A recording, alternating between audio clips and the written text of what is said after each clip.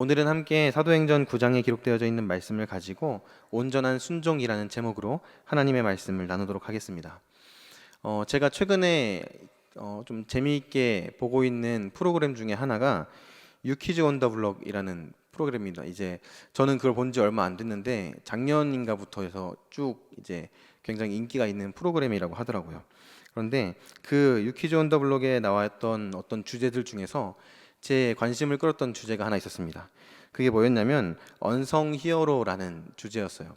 언성 히어로라는 건 영어인데요. 언성 히어로라고 해서 불리지 않는 영웅들, 찬양받지 않는 영웅들이라는 의미를 가지고 있는 표현입니다. 쉽게 말하면 보이지 않는 영웅들, 이런 식으로 이해하시면 좋을 것 같아요. 그러니까 우리 사회 가운데에서 보이지 않는 자리에서 자신이 할 일들을 하면서 우리의 일상들을 지키고 또 우리가 평범한 삶을 살아갈 수 있도록 열심히 노력하고 있는 분들, 예를 들면 소방관 분들이라든지 아니면 환경미화원 분들, 이런 분들이 우리 사회 가운데 있는 언성 히어로일 겁니다. 또 뿐만 아니라 그 프로그램에 나왔던 인터뷰하는 분들 중에 한 분은 이제 액션 영화를 촬영할 때 액션 영화의 화려한 액션들이 잘 나올 수 있도록 얼굴 보이지 않고 주인공과 이제 대역으로 해서 액션을 펼치고 스턴트 연기를 벌이는 스턴트 배우들이 등장했어요.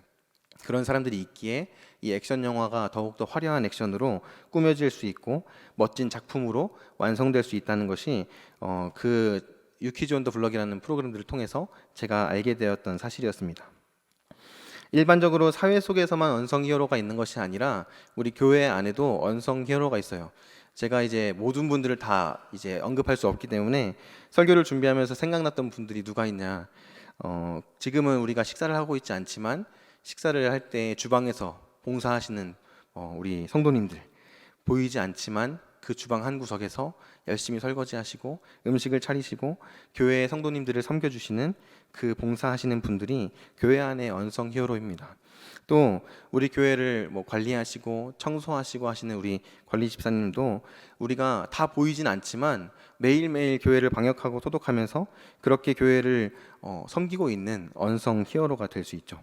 또 각 목장에 있는 목자분들, 또 전도를 하시러 매주 나와서 전도팀 기도하시고 전도를 하시는 각각의 자리에서 열심히 교회를 섬기고 있는 모든 성도님들이 이 언성 히어로라고 할 수 있겠습니다.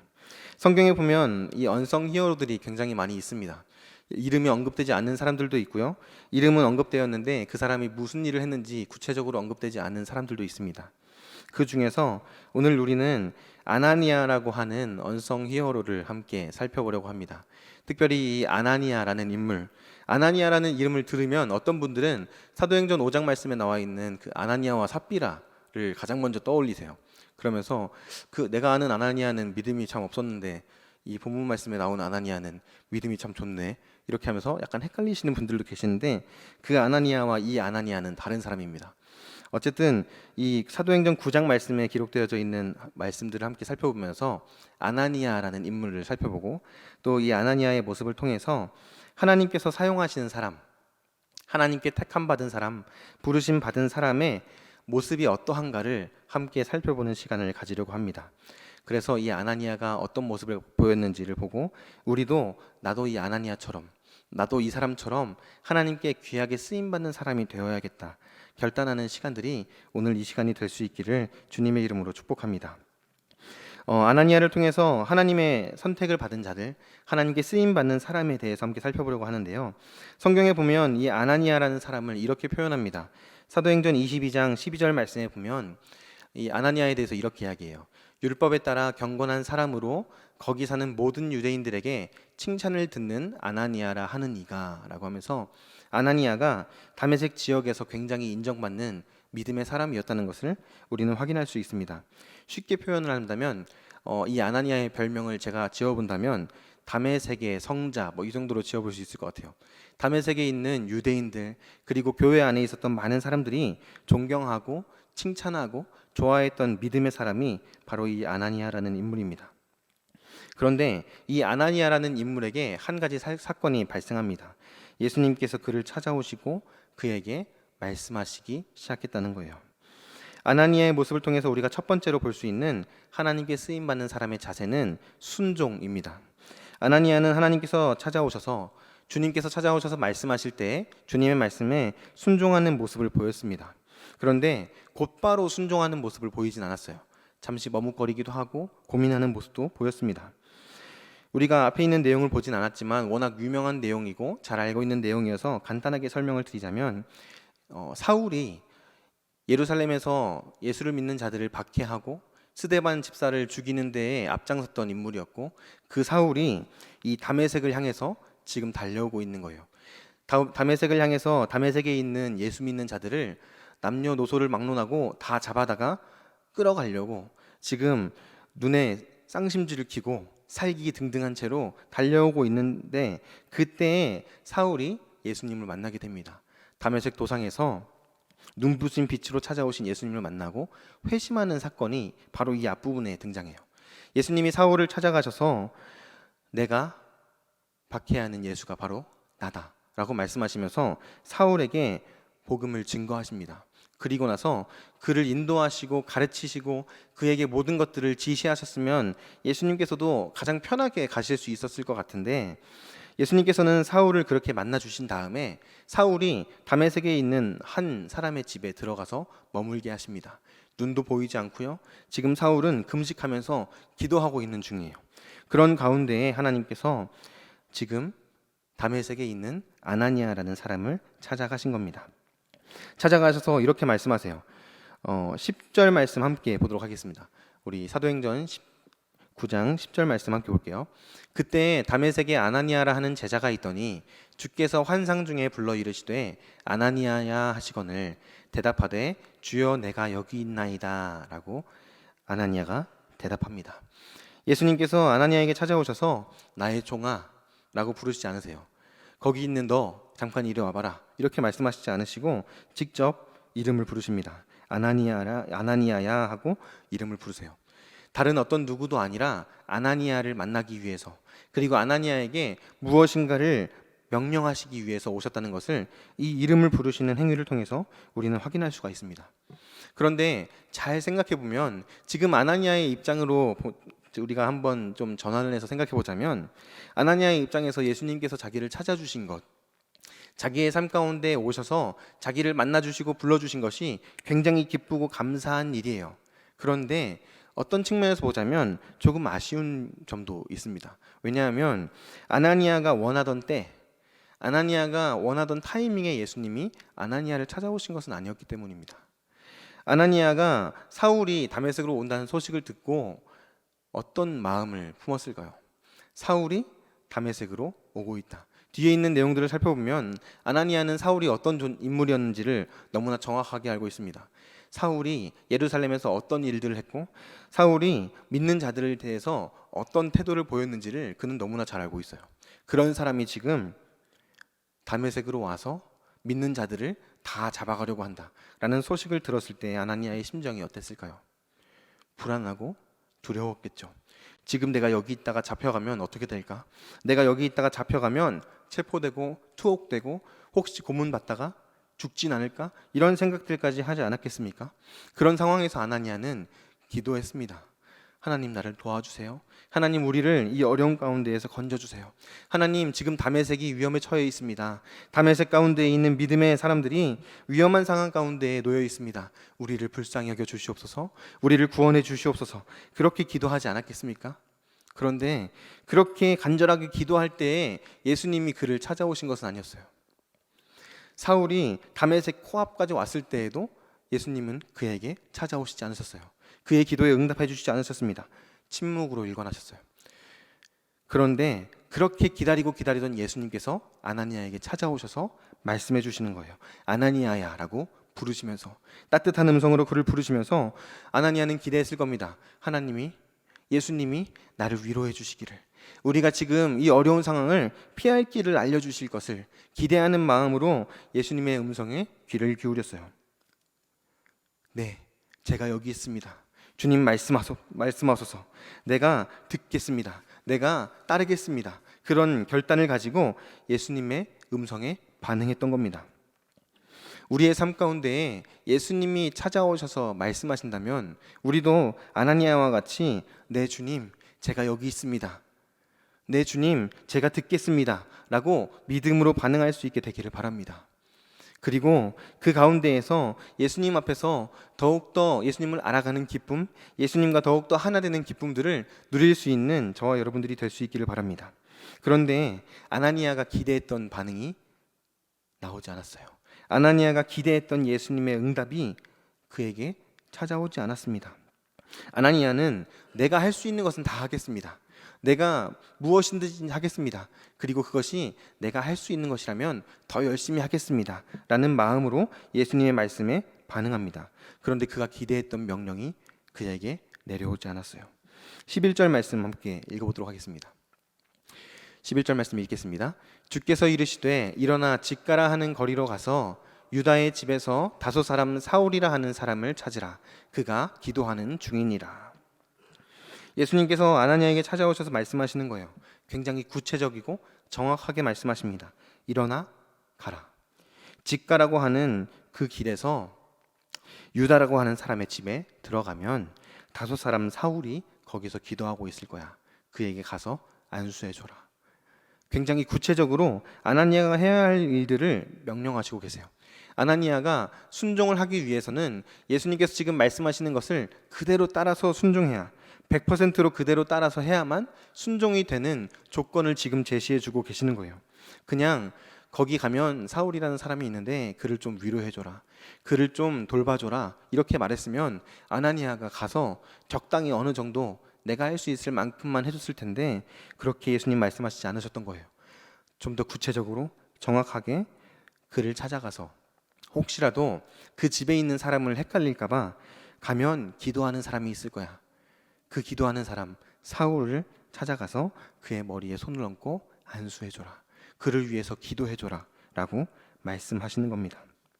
지금 이 예수님의 명령은 아나니아의 입장에서 따르기 쉬운 말씀이었을까요? 아니면 따르기 어려운 말씀이었을까요?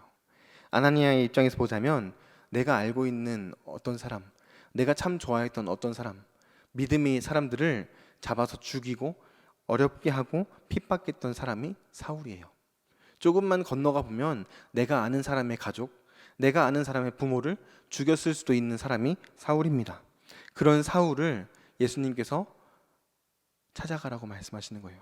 그런데 단순히 찾아가라고 말씀하시는 것이 아니라 가서 그를 위해서 기도해라, 그를 위해서 축복해줘라 라고 명령하고 계시는 겁니다. 예수님께서 아나니아에게 말씀하신 것을 보면 우리의 삶 가운데에 하나님께서 우리에게 명령하시는 말씀들이, 하나님께서 우리에게 주시는 사명들이 내가 지키고 싶은 것들, 내가 따르기 쉬운 것들만이 있는 것은 아니라는 사실을 우리는 쉽게 확인할 수가 있습니다.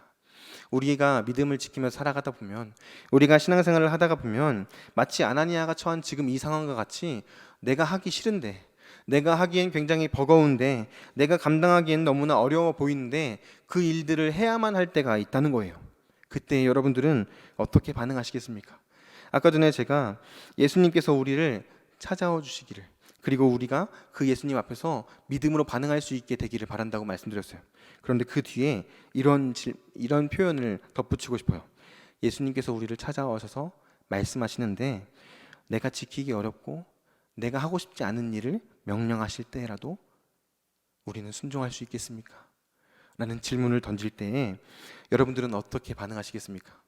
예수님이 나를 찾아와 주시는 것은 좋아요. 예수님이 나를 찾아와 주셔서 내 이름을 불러주시고 나를 만나주신 것은 너무나 기뻐요. 그런데 그런 나에게 내가 감당하기 어려운 일들을 맡기실 때, 내가 하고 싶지 않은 일들을 맡기실 때, 그때에도 우리는 순종할 수 있겠습니까? 그때에도 여러분, 네, 주님 저에게 말씀해 주세요, 제가 따르겠습니다라고 당당하게 말씀하실 수 있겠습니까? 바라기는 우리가 오늘 이 말씀을 함께 쭉 살펴보면서 말씀이 마칠 때쯤에는 예수님, 제가 주님의 말씀이라면 어떤 것이든 따르겠습니다. 주님이 말씀하신다면 어떤 것이든 순종하겠습니다. 아멘 하고 대답할 수 있기를 바랍니다. 그렇게 기대하면서 우리가 말씀 앞에 계속해서 서기를 바라요. 아나니아가 받았던 명령은, 예수님이 아나니아에게 주셨던 미션은 100% 그대로 따라야만 하는 것이었어요.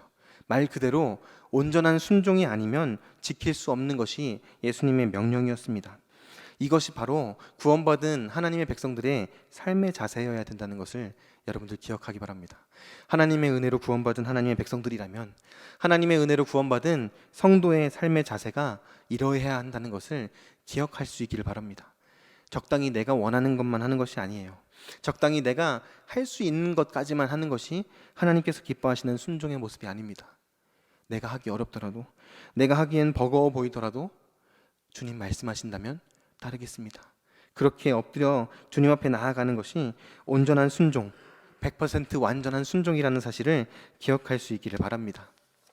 예를 들면 이런 거죠. 나이가 많아요. 내가 몸도 연약해요. 그런데 어느 날 주님이 나에게 말씀하시는 거죠.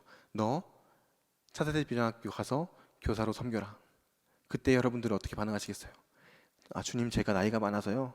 제가 아이들과 소통이 잘 안 돼요. 주님, 제가 아이들하고 놀려면 막 뛰어놀아야 되는데 제 지금 관절의 상태가 안 돼서 뛸 수가 없습니다. 주님, 저 그것 말고 다른 것만 할게요. 그거 말고 제가 할 수 있는 것만 감당하겠습니다. 그렇게 말하는 모습은 우리가 말씀을 통해서 확인할 수 있듯이 완전한 순종이 아니라는 거예요. 여러분이 아나니아라면 어떻게 반응하시겠습니까? 여러분이 지금 아나니아의 상황이라면 여러분들의 마음은 어떻겠습니까? 아나니아는 주님의 말씀을 듣고 반응합니다. 그런데 순종의 모습을 보이지는 못해요. 아나니아가 이렇게 말해요. 13절과 14절 말씀을 보겠습니다. 13절 14절입니다. 아나니아가 대답하되 주여, 이 사람에 대하여 내가 여러 사람에게 듣사온즉 그가 예루살렘에서 주의 성도에게 적지 않은 해를 끼쳤다 하더니 여기서도 주의 이름을 부르는 모든 사람을 결박할 권한을 대제사장들에게서 받았나이다. 지금 뭐라고 말하는 거예요? 예수님, 저 사람 어떤 사람인지 아시죠? 알고 하시는 얘기죠? 지금 그 말 하는 거예요. 예수님, 저 사울이라는 사람이 어떤 삶을 살아왔는지 아시고도 그렇게 말씀하시는 거예요? 저한테 그렇게 하라고 지금 말씀하시는 겁니까? 정말 그렇게 해야 돼요? 라고 예수님에게 반문하고 있는 거예요. 예수님께서 사울을 만나 주셨어요. 그를 회심하게 해주셨어요. 그를 거듭나게 해주시고 거듭난 사울에게 찾아가서 그를 위해서 축복해주고 그와 함께 하라고 예수님이 말씀하시는데 아나니아 지금 이렇게 반응하는 겁니다.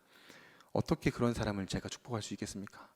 어떻게 그런 사람에게 제가 기도해 줄 수 있겠습니까? 어떻게 그런 사람에게 가라고 말씀하실 수가 있으세요? 예수님에게 지금 따지고 있는 거예요.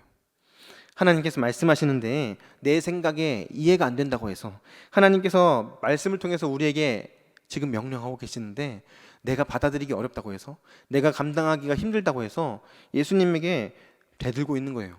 저 그거 못합니다. 제가 어떻게 그렇게 합니까? 저 사람이 저한테 어떤 존재인지 아시면서 그렇게 말씀하시는 거예요? 저 말고 다른 사람한테 시키세요.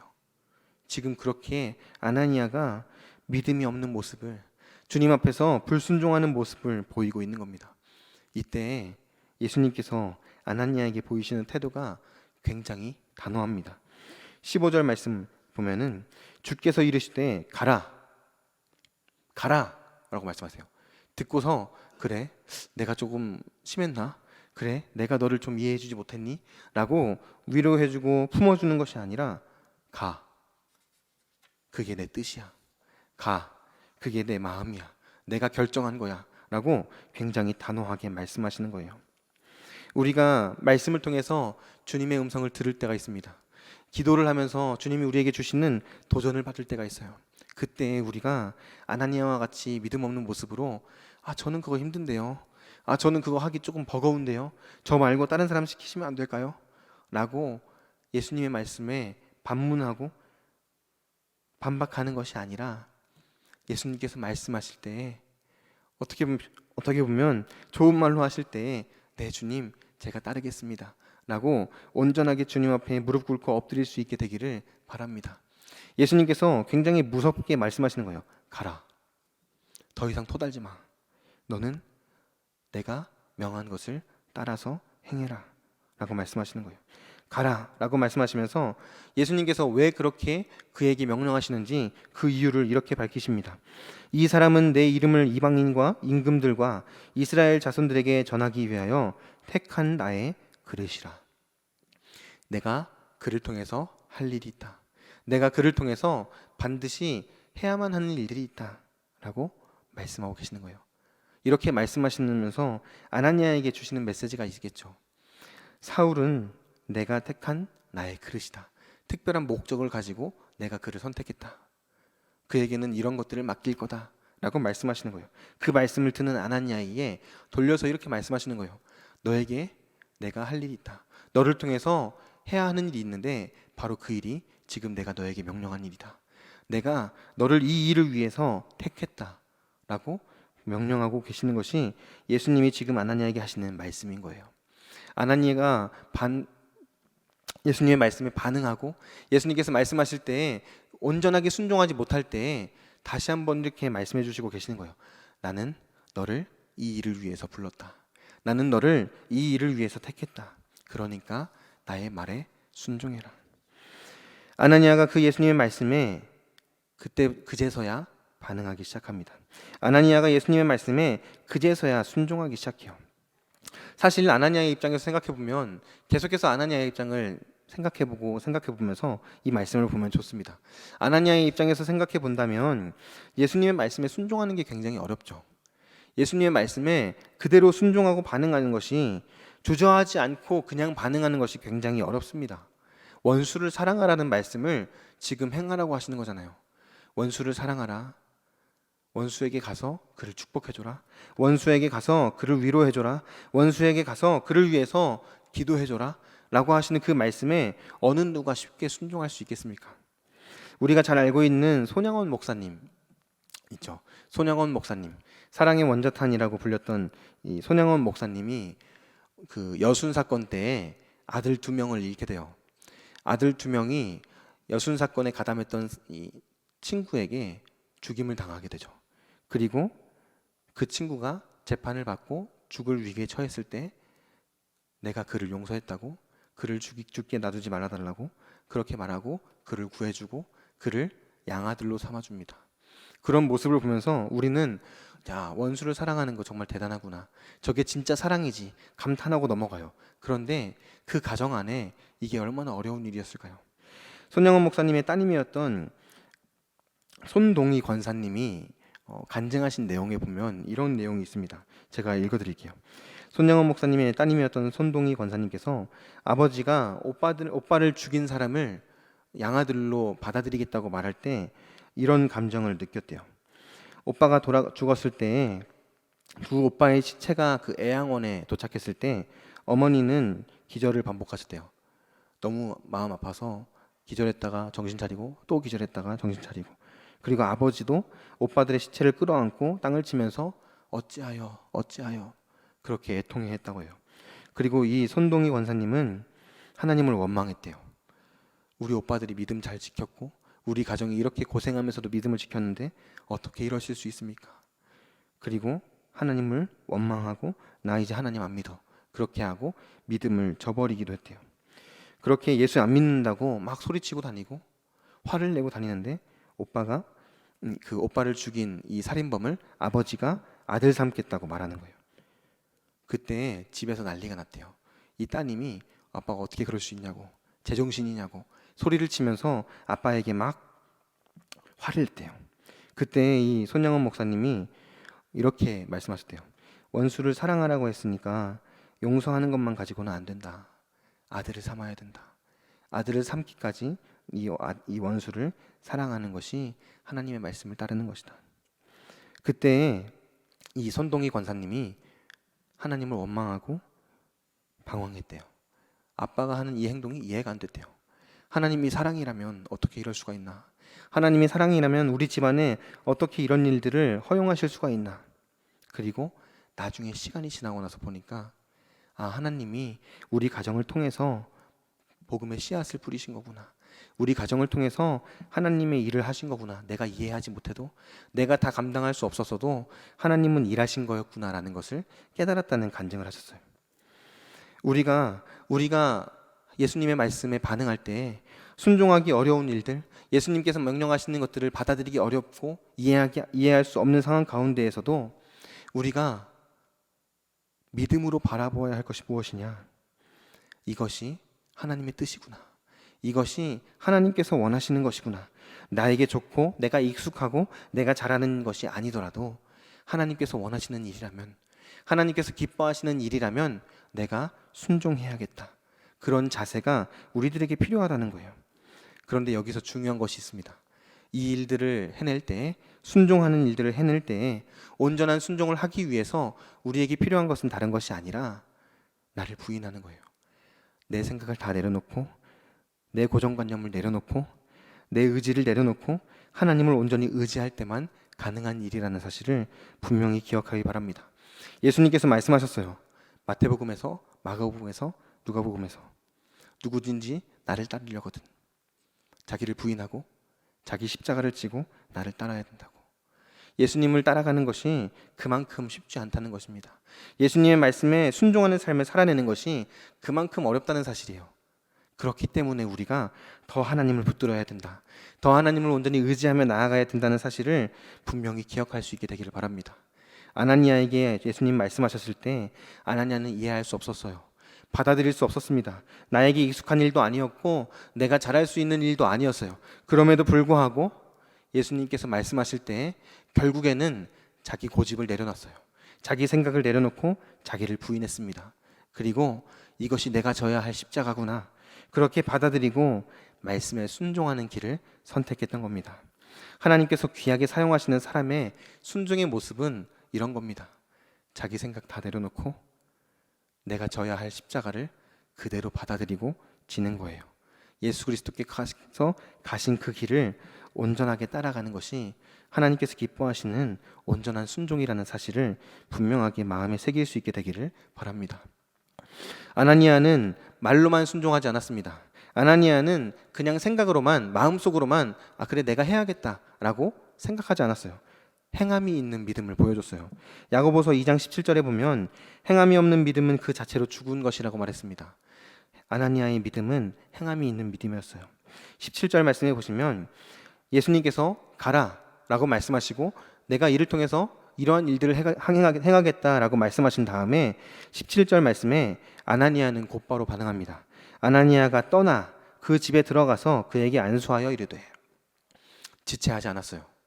마치 아브라함이 하나님께서 아브라함을 찾아오셔서 내 아들 이삭을 모리아산으로 데려가서 번제로 바쳐라 라고 말씀하셨을 때 다음날 새벽에 지체하지 않고 짐을 챙겨서 떠났던 것처럼 아나니아도 예수님께서 말씀하실 때 지체하지 않고 떠나서 집 밖으로 나갔습니다. 그리고 예수님께서 일러주신 곳에 가서 사울을 찾아가고 말씀하신 그대로 사울에게 안수를 합니다. 그를 위해서 기도해요. 그런데 여기서 아나니아가 사울을 부르는 호칭이 이렇습니다. 아나니아가 떠나 그 집에 들어가서 그에게 안수하여 이르되 형제 사울아. 아나니아가 사울에게 첫 번째로 건넸던 말이 이거예요. 처음으로 했던 말이 이겁니다. 형제 사울아.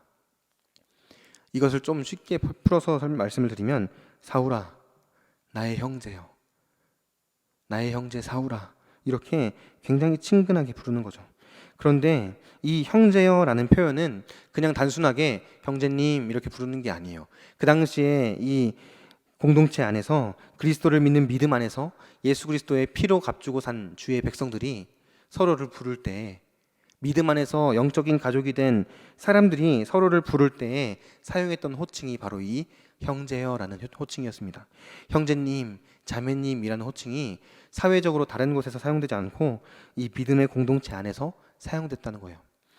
지금 아나니아가 사울을 바라보는데 사울을 바라볼 때에 원수, 이해하고 싶지 않은 사람, 받아주고 싶지 않은 사람, 이게 아니라 예수 그리스도 안에서 믿음으로, 복음으로 한 공동체, 한 가족이 된 나의 형제 사울아, 이렇게 부르고 있는 거예요. 그리스도를 믿는 믿음 안에서 신분도, 직분도, 성별도 모든 차이점을 다 초월한 채로 사울을 바라보고 있는 거예요. 자신이 가지고 있던 고정관념, 자신이 가지고 있던 안 좋은 생각들도 다 버리고 사울을 바라보면서 이렇게 말하는 겁니다. 형제님, 우리가 우리 교회 안에서 우리 교회 안에 있는 공동체가 이와 같은 공동체가 될 수 있기를 바랍니다. 다른 사람들을 바라볼 때 저 사람이 저랬었어, 저 사람이 과거엔 이랬었어, 저 사람 옛날에 저랬는데 알고 있어? 라고 험담하는 모습이 아니라 그런 것들을 다 뒤로 한 채로 예수님께서 그를 품어주셨기에, 예수님께서 그를 위해서 피 흘려 주셨기에 그냥 그를 받아주는 거예요. 사랑하는 형제님, 사랑하는 자매님, 고정관념, 선입견, 편견을 다 버리는 것이 예수님께서 원하시는 참된 공동체의 모습입니다. 사울과 아나니아의 만남이 그랬어요.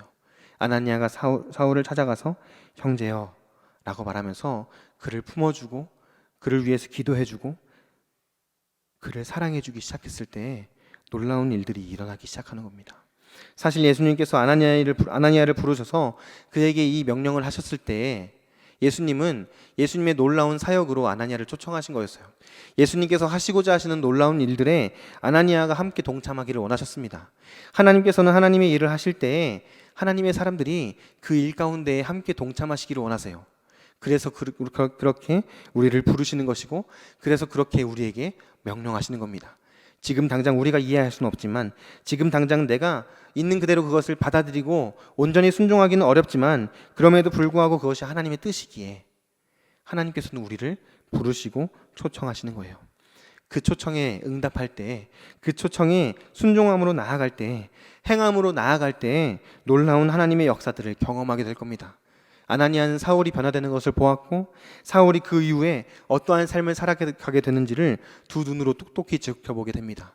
하나님께서 말씀하신 그대로 사울을 통해서 이방인들에게 복음을 증거하는 것을 보게 되고 사울을 통해서 하나님의 놀라운 일들을 해나가는 것을, 아름다운 교회들을 세워나가는 것을 아나니아는 자신의 두 눈으로 보게 돼요. 하나님의 말씀에 순종할 때, 하나님의 말씀에 반응하고 행동할 때 이 놀라운 역사들에 동참하는 특권이 아나니아에게 주어졌던 겁니다. 아나니아에게 사울은 원수였습니다. 아나니아에게 하나님께서 말씀하실 때 순종하기 어렵고 따르기 어려웠지만 그는 믿음으로 순종했고 그는 믿음으로 행하는 모습을 보였어요. 그렇게 주께서 맡기신 사명을 감당했을 때 주님의 놀라운 일에 동참하게 되었고 그를 통해서 주님과 더 깊은 관계 가운데로 들어가게 되었던 겁니다. 사실 아나니아는 이런 일련의 과정을 통해서 예수님을 더 바라보게 되었어요. 아나니아는 이런 일련의 과정들을 통해서 예수님의 십자가를 더 마음 깊이 새길 수 있게 되었습니다. 왜요? 아나니아에게 사울이 원수였던 것처럼 하나님에게 죄로 인해서 원수된 인간들 똑같은 관계였거든요. 아나니아가 사울을 있는 그대로 품어주고 그를 위해서 사랑해주고 그를 위해서 기도해주는 헌신을 보였을 때 그는 마치 예수님이 죄인인 나를 위해서 이 땅에 오시고 죄인인 나를 위해서 자기 생명을 내어주시고 죄인인 나를 위해서 하나님의 사랑을 확증해 주셨던 것을 다시 한번 깊이 생각해 보게 되었을 겁니다. 죄로 인해서 하나님과 원수된 사람, 그 사람을, 그 인간을 다시 하나 되게 만들어준 예수 그리스도의 십자가의 사랑을 아나니아는 이 일련의 과정들을 통해서 다시 한번 깨닫게 되는 거예요. 결국에 아나니아는 순종함을 통해서 하나님의 말씀에 행함으로 반응함을 통해서 예수 그리스도의 십자가 앞에 한 걸음 더 나아가게 되었던 겁니다. 이 은혜가, 이 놀라운 역사가 우리 모두 가운데에 일어나기를 바랍니다. 우리가 순종할 때, 우리가 믿음으로 행하는 모습을 보일 때, 행함 있는 믿음으로 나아갈 때 이 영광의 자리 가운데 한 걸음 한 걸음을 내디딜 수 있게 될 것을 믿는 믿음으로 하나님의 부르심에 아멘하고 순종할 수 있게 되기를 주님의 이름으로 축복합니다. 아나니아는 그렇게 하나님의 영광스러운 자리 가운데로 나아갔어요. 바라기는 우리 우유종합교회 성도님들께서 교회에서 하나님께서 맡기신 사역들을 해 나아갈 때 아나니아가 그랬던 것처럼 조금 주저할 수 있습니다.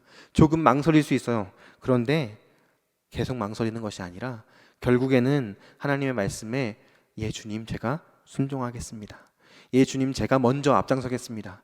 그렇게 믿음으로 온전한 순종을 보이고 믿음으로 행함을 드러내는 복된 하나님의 백성들 다 될 수 있기를 주님의 이름으로 축복합니다.